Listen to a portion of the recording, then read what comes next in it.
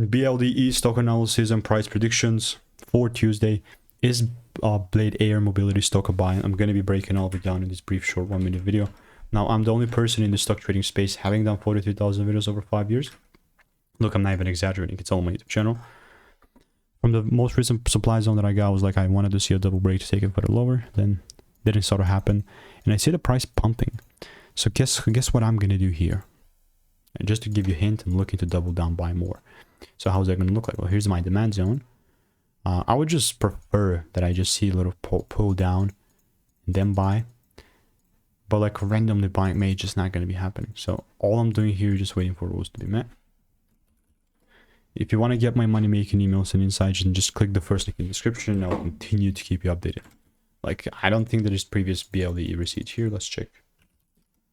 Yeah, there's one. Sick, the Discord. So, see you, goodbye and enjoy.